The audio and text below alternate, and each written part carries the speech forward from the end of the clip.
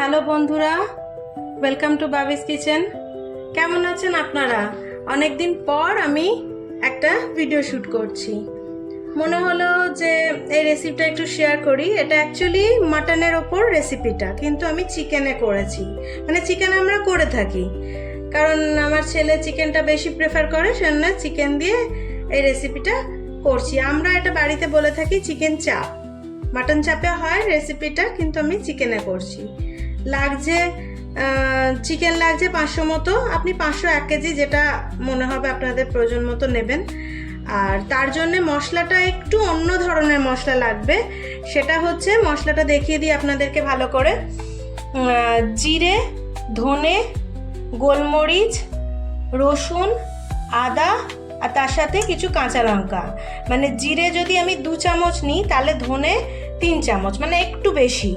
তার সাথে গোলমরিচটা দিতেই হবে, এর ফ্লেভারটা অন্যরকম, মানে মশলার ফ্লেভারটা একটু অন্য ধরনের হবে। আর 15 থেকে 20টা রসুন, রসুন আর খানিকটা আদা, তার সাথে কিছু কাঁচা লঙ্কাও নিয়েছি। এটা বেটে দেবো। সব মশলাটা আমরা বেটে নেব। আর তার সাথে যাবে, আমি পেঁয়াজটা ছাড়িয়ে রেখেছি। পেঁয়াজটা আমি মাংসে যেমন কুচি করে পেঁয়াজটা, সেই কুচো করে নেব, কিন্তু পেঁয়াজটা এটাতে অনেকটাই লাগে। ধরুন 500 মাংসর জন্য অলমোস্ট 500 মতনই পেঁয়াজ লাগবে। পুরো গ্রেভিটা হবে পেঁয়াজের ওপর। তো চলুন আগে আমরা ম্যারিনেশনটা করে নিই। মশলাটা একটুখানি মিক্সির বাটিতে সব একসাথে একটু গুঁড়িয়ে নেব। মশলাটা মিহি একটা পেস্ট করে নেব। সব কিছু আদা, রসুন, গোলমরিচ, জিরে, ধনে, কাঁচা লঙ্কা সব একসাথে একটা পেস্ট বানিয়ে নেব। দেখুন বন্ধুরা, একদম পেস্ট করে নিয়েছি মশলাটা। এবার এই মশলাটা এই মাংসের মধ্যে দেব ম্যারিনেশনের জন্য। মাংসর মধ্যে পুরো মশলাটা আমরা দিয়ে দেবো, যে মশলাটা পেস্ট করেছি।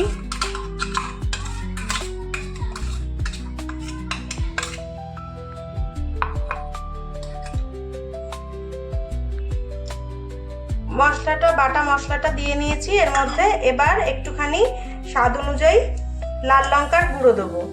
আপনারা যতটা ভাবছেন যে ঝাল হবে, তা কিন্তু অতটা হবে না। একটা গোলমরিচের সুন্দর ঝাল হবে, আর ধনের একটা সুন্দর টেস্ট আসবে। বেশি ঝাল হবে না, কারণ কি এর মধ্যে এতগুলো পেঁয়াজ কুচি করে দেয়া থাকবে, সেই জন্য বেশি ঝাল হবে না। তো পরিমাণ মতো নুন দিয়ে দিলাম, আর লাল লঙ্কার গুঁড়ো দিয়ে নিলাম। দিয়ে এটাকে পুরো সুন্দর করে ম্যারিনেট করে 2-3 ঘন্টার মতো রেখে নেব। 2-3 ঘন্টার মতো সুন্দর করে এটা মেখে, এটা সুন্দর করে এটা ভালো করে মাখিয়ে নিয়ে সবটা, এবার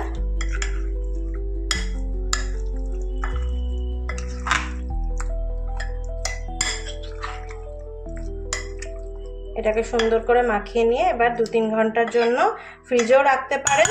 ফ্রিজে রাখাটাই ভালো, কারণ এখন প্রচণ্ড গরম পড়েছে, বাইরে না রাখাই ভালো। জাস্ট ঢাকা দিয়ে এরকমভাবে ফ্রিজে আমরা এটা 2-3 ঘন্টার জন্য রেখে নেবো। তার মাঝখানে আমরা পেঁয়াজটা কুচিয়ে নেব। দেখুন বন্ধুরা, যে পেঁয়াজগুলো ছাড়িয়ে রেখেছিলাম, সেই পেঁয়াজগুলো মাংসের মতো পুরো একদম করে সরু সরু করে কুচিয়ে নিয়েছি। অতগুলো পেঁয়াজ মোটামুটি 2 বাটি মতো হয়েছে। তাহলে চলুন এবার রান্নাটা শুরু করি। ম্যারিনেশনটাও কমপ্লিট হয়ে গেছে। এই যে ম্যারিনেশনটাও আপনাদের দেখিয়ে দিই। ম্যারিনেশনটাও পুরোপুরি একদম অনেকক্ষণ 2-3 ঘন্টা রাখা হয়ে গেছে। এবার চলুন তাহলে রান্নাটা শুরু করি। কিরমভাবে চিকেনের রেসিপিটা করছি সেটা আপনাদের সাথে শেয়ার করি। প্রথমেই একটা বড় কড়াই নিয়ে তাতে কড়াইটা গরম করে নেব, এবং গরম করার পরে সেটাতে পরিমাণ মতো তেল দিয়ে দেবো। ধরুন 500-700 চিকেনের জন্য যতটা তেল লাগে একটু বেশি লাগবে, পেঁয়াজ টেয়াজও আছে, সেই জন্য একটু সর্ষের তেল নিয়ে নিলাম। রান্নাটা সর্ষের তেলেই হবে। তেলটা গরম হলে পরে চিকেনটা, এবার তেলটা গরম হলে ছেড়ে দেবো। প্রথমে চিকেনটা ছাড়বো। চিকেনটাকে একটুখানি মানে হাই ফ্লেমে একটু ভাজা ভাজা মতো করে নেবো, কারণ চিকেনটা অনেকক্ষণ ম্যারিনেট করা ছিল, ওটার থেকে জল ছাড়বে। এই রান্নাটা একটু অন্যরকম, আপনারা ট্রাই করবেন, রান্নাটা খুব সুন্দর লাগে। ভাত, প্লেন ভাত, ফ্রাইড রাইস, পোলাও, যে কোনো কিছুর সাথে এটা খুব ভালো যায়। তো চিকেনটা প্রথমে হাই ফ্লেমে দিয়ে একটু ভাজা ভাজা মতো নাড়িয়ে চাড়িয়ে করে নেব, যাতে জলটা, খুব বেশি জলটা বেরোলে কি হবে না, জলটা তাহলে টেনে যাবে। পেঁয়াজটা দেওয়ার পরে বেশি জলজলা হয়ে যাবে না, কারণ চিকেন তো অনেকক্ষণ ম্যারিনেট করা রয়েছে, এটা এমনিই সফট হয়ে যাবে। চলুন একটুখানি চিকেনটা ভাজা ভাজা করে নিই, তারপর আমরা পেঁয়াজটা অ্যাড করবো এর সাথে।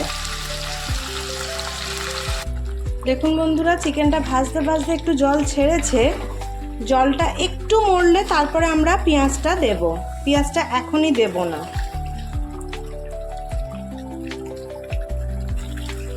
দেখুন বন্ধুরা, হাই ফ্লেমে যখন ভাজা হয়ে গেছে, এবার আমরা পেঁয়াজটা এর মধ্যে দেব। যে কুচনো পেঁয়াজটা করে রেখেছিলাম, এটার মধ্যে পেঁয়াজটাই আসল মশলা হবে।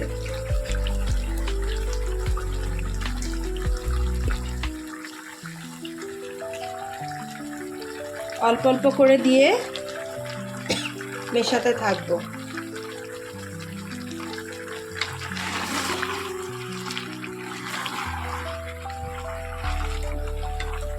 এটা খুব সুন্দর খেতে হয়, অন্যরকম খেতে হয়।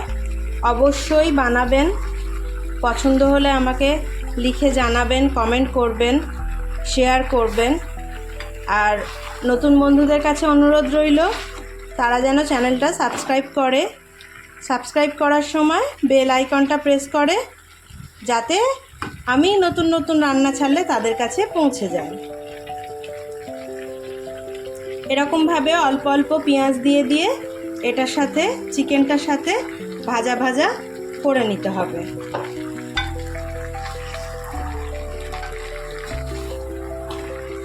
এই পেঁয়াজটা দেওয়ার পরে মিডিয়াম ফ্লেমে এটাকে করতে হবে ভাজা ভাজা মতো।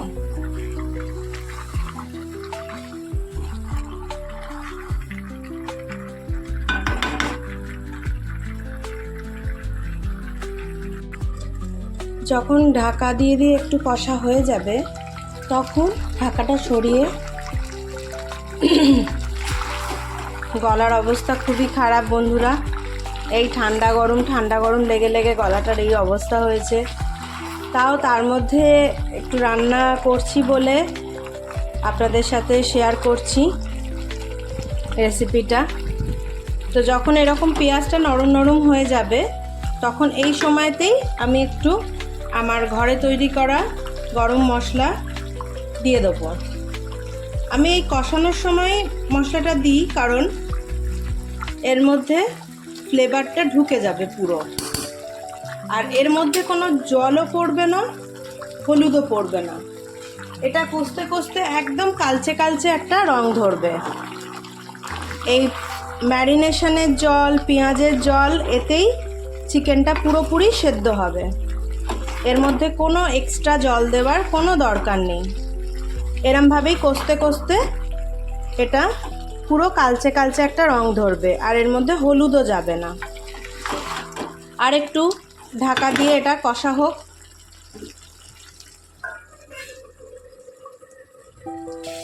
দেখুন বন্ধুরা, একদম কষতে কষতে মাখা মাখা হয়ে গেছে। আমার চিকেন চাপ রেডি। আপনারা অবশ্যই বানাবেন।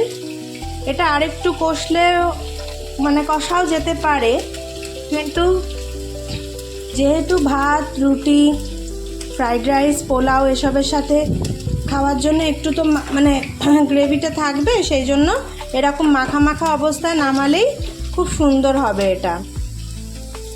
তা আপনারা অবশ্যই রেসিপিটা বানাবেন, আমার এই রেসিপিটা কেমন লাগলো চিকেনের জানাবেন। তাহলে বন্ধুরা ভালো থাকবেন, লাইক শেয়ার কমেন্ট করবেন, অবশ্যই আমাকে জানাবেন চিকেনের রেসিপিটা কেমন লাগলো। আজকে তাহলে এখানেই শেষ করলাম আমার ছোট্ট ব্লগটা। টাটা বন্ধুরা, ভালো থাকবেন।